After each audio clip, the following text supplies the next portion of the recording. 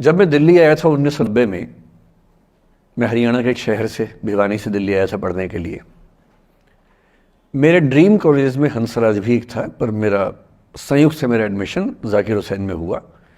मेरे अंक ठीक थे, यहाँ हो सकता था, पर मैं तो नई दिल्ली स्टेशन पे उतरा, बाहर निकला, पता लगा वहीं एक कॉलेज है, वहीं एडमिशन ले लिया मैंने। तो लोगों ने कहा कि यार कैंपस बड़ा अच्छा होता है। मैंने कहा क्या फ़र्क पड़ता है, कॉलेज कॉलेज होता है, छड्डो, यही छड्डो में सिखाने आया हूँ आप लोगों को।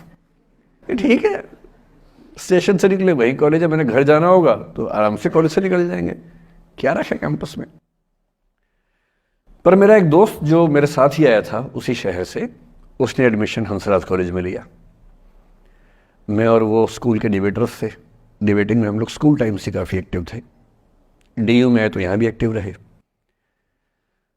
डीयू में मैंने करीब 5 साल डिबेटिंग की और मेरा ख्याल है कि लगभग 300-400 डिबेट्स मैंने जीती होंगी डीयू में, कुछ हारी भी होंगी, लेकिन मैंने खूब डिबेट, वो मेरा दरअसल दाना पानी था, रोजी रोटी मेरी वही थी कॉलेज के दिनों में। घर से पैसे मैं लेता नहीं था, मिलते भी नहीं थे, लेना क्या था, ऐसी स्थिति भी नहीं थी उस समय मेरे घर में कि मिल सके। तो डिबेटिंग मेरा रोजगार था, एम्प्लॉयमेंट था मेरा, उससे काम चल जाता था आराम से। उसका भी चल जाता था, वो हंसराज से था, मैं जाकिर हुसैन से था। हम खूब डिबेट्स में मिलते थे। अक्सर ट्रॉफी या तो हम जीते थे या वो जीतता था, कोई भी जीते रूम पे ही आती थी, क्योंकि हम रूममेट्स थे, एक साथ ही रहते थे। वो मुझसे योग्यताओं के मामले में 21 था, बल्कि अगर वो 21 था तो मैं 15 ही रहा हूँगा या 12 रहा हूँगा, 22 या 21 तो नहीं रहा हूँगा, मुझसे बेहतर था योग्यताओं में। बड़ा अच्छा व्यक्ति था। ग्रेजुएशन के बाद मैंने एमए हिंदी साहित्य में एडमिशन लिया, जबकि बीए ऑनर्स हिस्ट्री में किया था मैंने। उसने तय किया कि वो कुछ और करेगा, प्रोफेशनल कोर्स करेगा, नौकरी करेगा, तो वो चला गया दिल्ली से। मैं दिल्ली में रहा। फिर मैं एमए के बाद तैयारी करने लगा यूपीएससी की। तब तक मैं यूजीसी जेआरएफ कर चुका था। पहला अटेम्प्ट दिया, प्रीलिम्स हो गया। मेंस मेरा 96 के मेंस की बात कर रहा हूँ, मेंस शुरू होने वाला था, 2 दिन रह गए थे। करीब 10 दिन पहले वो मेरे पास आया हुआ था दिल्ली में, मिलजुल के अच्छे से बात करके गया था। उन दिनों उसका एक प्रेम संबंध कहीं हमारी ही एक मित्र के साथ चल रहा था। हम सब दोस्त थे, तो उनमें से 2 लोगों का आपस में का अफेयर था। मुझे नहीं पता क्या हुआ, लेकिन मेरे मेन एग्ज़ाम से 2 दिन पहले रात को 12 बजे एक फ़ोन आया और ये बताया गया कि मेरे दोस्त ने फंदा लगा के अपनी जीवन लीला समाप्त कर ली है। वो दिल्ली से दूर था कहीं, और जिस व्यक्ति के बारे में मेरी राय ये थी कि उतना जीवट वाला व्यक्ति कोई हो नहीं सकता, जो जिंदगी से हार सकता ही नहीं, जिसके होने से कई लोग हमेशा जीता हुआ महसूस करते हैं, वो चुपचाप एक बंद कमरे में जिंदगी से हार गया। मैं आज तक नहीं समझ पाया कि ऐसा कैसे हुआ। बाद में टटोला, उसके पेरेंट्स से बात हुई, भाई से बात हुई, उन्होंने उसकी याद में एक सोशल वर्क शुरू किया ताकि किसी और बच्चे को ऐसा न करना पड़े। तो जो हल्का हल्का अनुमान हुआ वो है कि शायद कुछ ऐसा था रिलेशनशिप में जो नहीं संभल पाया था, और रिश्ता टूट ना जाए इसका दबाव बहुत ज़्यादा था, और वो दबाव झेल नहीं पाया। इस उम्र में ऐसा फेज आता है, कई बार आता है। ये एक कहानी है, हंसराज कॉलेज से ही जुड़ी है, इसलिए मैंने सोचा कि वहीं से बात शुरू करूं। नाम जैसा कि मैंने कहा मैं नहीं बताऊंगा, तो नाम बताने का मतलब भी नहीं। और वो जिसकी मैं कहानी सुना रहा हूँ, आप लोगों के जन्म से पहले की बात है। आप तो सब 21वीं सदी वाले बच्चे होंगे ना, जेन ज़ी होंगे आप सब लोग, तो ये तो बहुत पुरानी बात है। एक दूसरी कहानी सुनाता हूँ। मैं आपको 2-3 कहानियाँ सुनाऊंगा, फिर उन सबका सार निकाल लेंगे एक साथ हम लोग। दूसरी कहानी ये है कि जब मेरा सिलेक्शन हो गया 97 में, 96 अटेम्प्ट में पहली बार में मेरा सिलेक्शन हो गया था, मैं एक्सटेंशन लेके तैयारी कर रहा था, और डीयू में मैं पढ़ा भी रहा था उस समय। तब मैं शायद डीएवी कॉलेज में था या अग्रसेन, मैं 2 जगह पढ़ाया डीयू में, तो उनमें से किसी कॉलेज में पढ़ा रहा था उस समय में। तो उस समय एक लाइब्रेरी है कैंपस में ही, सेंट्रल रेफरेंस लाइब्रेरी, आप जानते होंगे, CRL बोलते हैं, जो विवेकानंद जी की स्टैच्यू है उसके सामने ही वो लाइब्रेरी है। उस लाइब्रेरी में नीचे सब बैठ के पढ़ते हैं, और टॉप फ्लोर पे रिसर्च फ्लोर है, जहाँ MPhil PhD वाले बच्चे पढ़ते हैं। मैं उस समय शायद पीएचडी कर रहा था या एमफिल खत्म हुई थी, वहीं बैठता था, पढ़ता था रोज़। कई दोस्त पढ़ते थे हम लोग वहाँ। हम सुबह 8 बजे लाइब्रेरी खुलते ही वहाँ घुसते थे, रात को 1 बजे निकलते थे लाइब्रेरी बंद होने के समय। तो वहाँ एक छत थी, छत पे छोटी सी कैंटीन थी जहाँ हम लोग जब जब बोर होते थे दिन में 3-4 बार जाके चाय पीते थे। चाय पी ली, बिस्किट खा लिया, थोड़ी गप्पे मार ली, वो सब वहाँ करते थे। तो वहाँ मेरे बहुत सारे दोस्त थे, उनमें से कई लोग अब बहुत सीनियर सिविल सर्वेंट्स हैं, कुछ लोग प्रोफेसर्स हैं डीयू में। 2 बच्चे थे मुझसे जूनियर, 3-4 साल जूनियर थे, बड़े प्यारे बच्चे थे। मुझे उस समय तक पढ़ाई लिखाई का शौक अच्छा खासा हो गया था, तो वो रोज़ मेरे साथ बैठते थे केवल बात करने के लिए। किसी मुद्दे पर बहस करनी है तो बहस होती थी, समझते थे। फिर मुझे पता लगा कि वो दोनों रिलेशनशिप में हैं, रिश्ते में हैं। दोनों ने शादी भी कर ली। उनकी योजना डीयू में पढ़ाने की थी या सिविल सर्विस की भी थी, शायद, पता नहीं। मेरा इंटरेक्शन बहुत ज़्यादा उसके बाद रहा नहीं उनसे, क्योंकि मैं सर्विस में चला गया था। इतने जिज्ञासु बच्चे थे दोनों, इतने जिज्ञासु कि उनसे मिलकर तबीयत खुश हो जाती थी, कि हर चीज़ जानने का मन करता था उनका, हर विषय पढ़ने का मन करता था। एकदम जीवन से भरे हुए बच्चे, आंखों में चमक ऐसे। फिर दोनों की शादी हुई तो मैं शादी में जा नहीं पाया, क्योंकि मेरा रिश्ता सिर्फ लाइब्रेरी में 1 घंटा गप मारने वाला था, उससे ज़्यादा था नहीं रिश्ता उनके साथ।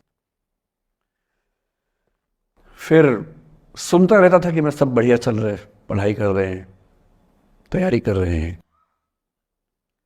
इंटरकास्ट मैरिज की उन लोगों ने, खूब हंगामा हुआ, दोनों घर में तलवारें खींच गई।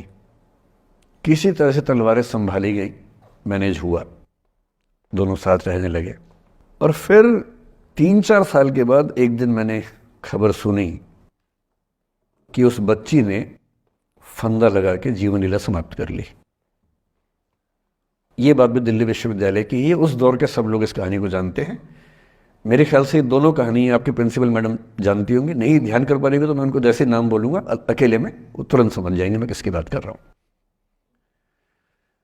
मैं आज तक नहीं समझ पाया कि ऐसा क्या हुआ होगा। तो बाद में अनुमान जो हुआ वो ये, इंटरकास्ट मैरिज, परिवार का दबाव, समाज का दबाव, आपस के दबाव, टॉक्सिक रिलेशनशिप, अंत में उस दबाव को न झेल पाना और जीवन समाप्त कर देना, ये हुआ। ये 2 घटनाएं हैं। एक तीसरी घटना ये है कि दिल्ली में आज से 25 साल पहले घटना घटी। आप लोग तब बस पैदा हुए होंगे, घुटनों में चल रहे होंगे, या उससे 5-7 साल पहले की बात रही होगी। ये घटना दिल्ली के सब सीनियर लोग जानते हैं, जिनकी उम्र 35-40 साल है वो सब जानते हैं इस घटना को। मोबाइल फ़ोन में वीडियो नया नया आया था उस समय। अब तो आपके हर फ़ोन में वीडियो है, अब तो सामने भी है, ताकि आप वैसा वाला मुंह बना के सेल्फी खिंचवा सके। पाउट बोलते हैं ना, मैं उसको देसी भाषा में सूअर जैसा मुंह बोलता हूँ, और वैसा ही बनता भी है। क्यूट क्यूट सा सूअर जैसा मुंह बना के लोग सेल्फी खिंचवाते हैं, उसको बोलते हैं पाउट। तब तो कैमरा फ़ोन में पहली बार आया था, तब लोग अभ्यस्त नहीं थे। अब जैसे आप लोग कितने अभ्यस्त होंगे, हम भी होने लग गए। अब हम किसी से बात करते हैं तो हम ये एज्यूम करके चलते हैं कि उसने फ़ोन में कुछ ना कुछ ऑन कर रखा होगा, या तो आवाज़ रिकॉर्ड करेगा या वीडियो बनाएगा। तुम कितने केयरफुल होकर बोलते हैं, कितने कॉन्शियस रहते हैं। और सर्विलांस सोसाइटी की सबसे बुरी बात यह है कि हम हमेशा चौकन्ने रहते हैं, हम सहज हो ही नहीं पाते। सहज रूप से 2 लोग बात कर लें, हो ही नहीं पाता। तो मैं तो अपने ऑफिस में कई बार ऐसा करता हूं, जब हम 3-4 लोग बैठते हैं इनफॉर्मल बातचीत के लिए, हम सब अपना अपना फ़ोन कमरे के बाहर छोड़ के आ जाते हैं, फिर 2 घंटे बात करते हैं, इस भय से मुक्त होके कि कहीं कोई रिकॉर्ड तो नहीं कर रहा। ये हालत है आज की। उस ज़माने में तो फ़ोन थे। मोबाइल फ़ोन आया था भारत में लगभग 1995 के आसपास पहली बार।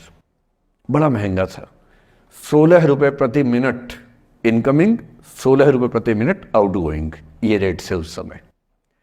और फ़ोन वो थे जिनसे आप कील भी ठोक सकते हैं, वैसे वाले फ़ोन थे, बटन वाले फ़ोन थे। नोकिया एक कंपनी थी, उसके फ़ोन हुआ करते थे। उसके 4-5 साल के बाद क्या हुआ, पहली बार किसी कंपनी ने फ़ोन में कैमरा लगा दिया। ये बात उस समय के लोग नहीं समझते थे। जब भी नई तकनीक आती है उसको समझने में टाइम लगता है। जो पहले समझते हैं फ़ायदा उठा लेते हैं, जो थोड़ा लेट समझते हैं वो उसका नुकसान उठाते हैं। उस समय दिल्ली के एक प्रसिद्ध स्कूल में 11वीं-12वीं क्लास के 2 बच्चों में आपस में कोई रिलेशनशिप रही होगी। वो दोनों किसी ऐसी सिचुएशन में थे जो सिचुएशन बहुत ही प्राइवेट किस्म की थी, बहुत निजी किस्म की थी, जिसको पब्लिक नहीं कर सकते। कुछ कुछ फिजिकल रिलेशनशिप जैसा मामला था। उस दुष्ट लड़के ने लड़कों के इतिहास को कलंकित, लड़कों का इतिहास वैसे भी कलंकित ज़्यादा है, उसे और कलंकित करते हुए उस पूरे सिचुएशन का वीडियो बना लिया। ऐसे मामलों में दुर्भाग्य है, मैं लड़का हूं इसलिए लड़के पवित्र थोड़ा ना हो जाएंगे। लड़का है, इतिहास कलंकित तो है, उसका वीडियो बना लिया और दुष्टता का चरम स्तर निभाते हुए वो वीडियो अपने एक दोस्त को शेयर कर दिया। ये कहे कि किसी और को दिखाना मत, जैसा कि होता है अफवाहों की दुनिया में। हर अफवाह एक व्यक्ति एक को ही बताता है, ये कह के किसी और को मत बताना, और अगला व्यक्ति भी अगले को यही कह के बोलता है किसी और को मत बताना, और इस तरह से पूरे शहर को खबर होती है और सबको लगता है कि सिर्फ मुझे पता है। वो वीडियो फैल गया। नए नए फ़ोन आए थे, पर वो फ़ोन कम लोगों के पास थे, कैमरे वाले फ़ोन। तो फ़ोन से कितना फैलता, ज़्यादा नहीं फैला। लेकिन उस समय दिल्ली की एक कुख्यात मार्केट हुआ करती थी, पालिका बाजार, अभी भी है, पर तब वो कुछ और कामों के लिए कुख्यात हुआ करती थी। अब तो कपड़े मिलते हैं, तब कपड़ों के साथ कई चीज़ें और मिलती थी वहाँ। जैसे गंदी फिल्मों की सीडी चाहिए हो तो वहाँ मिलती थी, ग्रे मार्केट में, चोरी छिपे। इस वीडियो को सीडी में कन्वर्ट करके लोगों ने वहाँ से खरीदा, लाखों करोड़ों की संख्या में। नए नए टेलीविज़न चैनल प्राइवेट आए थे, और प्राइवेट टीवी चैनल को खबरों की भूख इतनी होती है कि वो खबर के लिए जान दे सकता है और जान ले भी सकता है किसी की। 24 घंटे इस खबर पे, इस चीज़ पर खबरें चल रही थी सारे चैनल्स में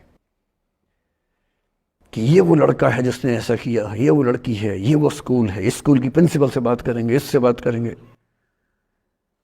वो जो बच्ची थी जिसकी इसमें कोई गलती नहीं थी, सिवाय इसके कि वो किसी एक लड़के से प्रेम करती थी, जो कि उस उम्र में बच्चे कर बैठते हैं। इसके लिए बहुत चिल्लपौनी मचानी चाहिए। बच्चों को आप हर बात पे अपराधी नहीं मान सकते। उस बच्चे की गलती सिर्फ इतनी थी कि उसने अपने दोस्त पे भरोसा किया, जो भरोसे के लायक था नहीं। वो नीच किस्म का व्यक्ति था जिसने उस संबंध की गरिमा को समझा नहीं। उस बच्ची के घर के बाहर 24 घंटे न्यूज़ चैनल से कैमरे खड़े रहे। घर से कोई भी निकले, 50 कैमरे पीछे। आप बताइए आपकी बेटी कैसी है, आप बताइए आपकी बहन कैसी है। अंत में उस पिता ने अपनी बच्ची को इस देश से बाहर भेज दिया। उसके कुछ दिन बाद की जो खबर टीवी चैनल से नहीं दिखाई, उसके पिता ने आत्महत्या कर ली। ये तीसरा इंसिडेंस है। ये सारी खबरें सच्ची बता रहा हूं मैं, इनमें से एक भी झूठ नहीं है। झूठी कहानियों से मोटिवेशन दिया जा सकता है, मैं जानता हूं, पर जब सच्ची कहानियां हैं तो मैं झूठ क्यों बोलूं?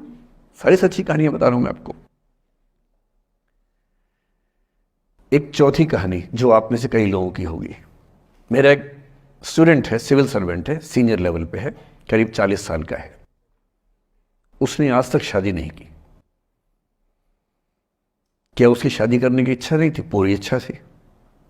फिर क्यों शादी नहीं की? भाई कुछ लोग तो होते हैं कि शादी करनी ही नहीं, कोई मिशन है। योगी जी हैं, मोदी जी हैं, ठीक है, उनका तो मिशन है। ममता जी है, उनका मिशन है। पर जिसका जीवन में ऐसा कोई मिशन नहीं है और जिसको प्रेम करने का मन भी करता हो, वो तो शादी करता है आमतौर पे। उसने शादी क्यों नहीं की जानते हैं? जब वो 25-26 की उम्र में था, जब वो मेरा विद्यार्थी भी था, एक दिन मेरे पास आके बोला कि सर एक बात करना चाहता हूँ। मुझसे मेरे स्टूडेंट्स ऐसी बातें खूब करते हैं पर्सनली आके, अब तो मैं टाइम कम दे पाता हूँ, पहले तो ये सब होता रहता था क्लास के अलावा। एकदम रोता हुआ आया, आंखों में आंसू भरे हुए बहुत सारे। अरे क्या हो गया भाई? तो फिर उसने किसी का नाम बताया कि सर वो है मेरी स्टूडेंट थी, कि सर उसके साथ रिलेशनशिप थी, उसने धोखा दिया है मुझे। अच्छा, धोखा देने वाली कहानियाँ मुझे बहुत अपील नहीं करती। मेरा मानना है कि दोनों पक्षों की गलतियाँ होती हैं। आपकी अगर अपने पर्सपेक्टिव से सोच सोच के धोखा करते रहते हैं, ऐसा थोड़ा ना होता है भाई। कुछ तो मजबूरियाँ रही होंगी, कोई यूं ही बेवफा नहीं होता, कुछ तो वजह होगी ना। आप थोड़ा उसकी वजह, उसका भी तो, उसकी कहानी भी तो सुनिए। और मैं जब जब दोनों कहानियाँ सुनता हूँ मुझे लगता है कि मामला ग्रे है।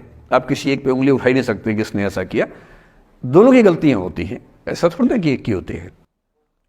बहरहाल इन भाई साहब को ऐसा लगा कि धोखा हो गया उनके साथ, तो मैंने कहा चलो कोई बात नहीं यार, हो गया तो हो गया, तू नहीं कोई और सही, ऐसा क्या है।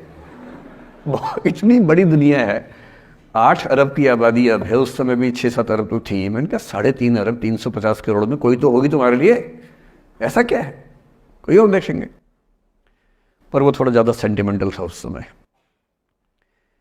धीरे धीरे पता नहीं उसके मन में क्या बैठ गया, उसके मन में ये बैठा कि दुनिया की सारी लड़कियां धोखेबाज होती हैं। ऐसे मूर्खों की कमी नहीं है दुनिया में, ऐसे बहुत मूर्ख हैं। दर्शन की दुनिया में इसे अवैध सामान्यीकरण कहते हैं, इलिसिट जनरलाइजेशन। इसका मतलब बहुत छोटे सैंपल के बेस पे ये समझ लेना कि ये थियरी पूरे ब्रह्मांड पर लागू होती है। एक लड़की ने धोखा दिया, मान लीजिए धोखा दिया, धोखा इसने दिया कि उसने दिया कि किसी ने दिया, जो भी कहानी हो, एक सैंपल से ये मान लेना कि सब ऐसे होते हैं। और उसके बाद से उसने कम से कम 10 बार कोशिश की, 10 लोगों से मिला, बातचीत की शादी के लिए। डेटिंग तो क्या करेगा 40 की उम्र में, लेकिन हाँ बातचीत करके देखा कि शायद रुचियाँ मिल जाए, स्वभाव मिल जाए, तो शादी के बारे में सोचें। हर बार 3-4-5 मीटिंग के बाद वापस हट जाता है। अब तो मैंने पूछना बंद कर दिया है। जब तक मैं पूछता था, बोलता था कि सर 3-4 मीटिंग के बाद लगता है कि ये भी वैसी ही है। मैंने कहा भूल जाओ भाई, उससे भूल जाओ, बात खत्म हो गई। उसके बच्चे घूम रहे हैं आजकल स्कूल में, अब तुम कम से कम शादी तो कर लो। वो भाई साहब आज तक अकेले हैं, और अब तो बाजार में मूल्य भी कम हो गया उनका, अब विकल्प भी ज़्यादा नहीं मिलते हैं। अब जो विकल्प मिल रहे हैं वहाँ उसकी रुचि और कम हो गई है। तो पूरी संभावना है कि वो जीवन अकेले ही गुजरेगा अब उसका। एक अंतिम एग्जाम्पल देके फिर मैं निष्कर्ष की तरफ बढ़ूंगा। मैं एक आईएएस ऑफिसर को जानता हूं, 2 आईपीएस को जानता हूं, बहुत योग्य लोग, देश के सबसे अच्छे संस्थाओं से पढ़े हुए लोग, प्रॉपर आईएएस प्रॉपर आईपीएस में नौकरी करने वाले लोग, और इन तीनों ने अपना जीवन समाप्त कर लिया नौकरी में रहते हुए। क्यों? क्योंकि नौकरी और घरेलू जो दुविधाएं थी उनको झेल नहीं पा रहे थे, ना झेल पा रहे थे, ना भूल पा रहे थे। लेट गो नहीं कर पाए तो गिव अप कर दिया। और इसलिए मुझे अक्सर लगता है कि जितनी चीज़ें हम सिखाते हैं बच्चों को, हिस्ट्री, इकोनॉमिक्स, लिटरेचर, वो सब ठीक है, उनका भी महत्व है। शायद उससे ज़्यादा महत्व इस चीज़ का है कि ये समझें कि अपने इमोशंस को कैसे मैनेज करना है। जब जीवन में ऐसा लगे कि सब खत्म हो गया है, जब जीवन में लगे कि बहुत टॉक्सिक किस्म की लाइफ हो गई है, उससे बाहर कैसे निकलें, शायद ये सबसे महत्वपूर्ण लेसन होता है जो हम सबको सीखना चाहिए। मैंने कहीं से सीखा नहीं है, ना मैंने ऐसी किताबें पढ़ी हैं। हालांकि मैंने 2 किताबें मंगवाई हैं पिछले हफ्ते, पढ़ी नहीं है अभी तक, तो मैं किताबों के बेस पे नहीं जानता कैसे सीखते हैं, लेकिन ज़िंदगी से तुम सीख सकते हैं। इन कहानियों का सबका एक ही सार है, वजह अलग अलग है। एक व्यक्ति ने इसलिए अपना जीवन समाप्त किया कि वो रिश्ता उसके हाथ से छूट रहा था। एक ने इसलिए जीवन समाप्त किया कि रिश्ता बन गया था, पर समाज के दबाव, घर के दबाव मैनेज नहीं कर पाए। एक ने जिंदगी भर शादी नहीं की सिर्फ इसलिए कि वो पुरानी यादों को भूल नहीं पाया। अरे एक बार गलती हो गई तो हो गई, आगे तो संभावना जीवन में है भाई, क्यों इतना हावी रखना उसी दिमाग के ऊपर। कुछ लोग देश की सबसे अच्छी नौकरी में होकर हर पैमाने पर सफलता की हर कसौटी पे खरा उतरने के बाद जीवन नहीं बचा पाए, क्योंकि दूसरों की नज़र में आप बहुत सफल हो जाए, अपनी नज़र में शून्य हो, तो फिर जीवन कैसे बने, जीवन कैसे बचे। इन सारी कहानियों का मूल भाव एक ही है, अगर आप खुद को हैंडल नहीं कर सकते तो दुनिया को क्या हैंडल करेंगे। दुनिया को हैंडल करने से पहले खुद को हैंडल करना सीखना पड़ता है, और उसका सबसे आसान जो रामबाण उपाय है उसको बोलते हैं द आर्ट ऑफ लेटिंग गो। जाने दो। वो अफसाना जिसे अंजाम तक लाना ना हो मुमकिन, उसे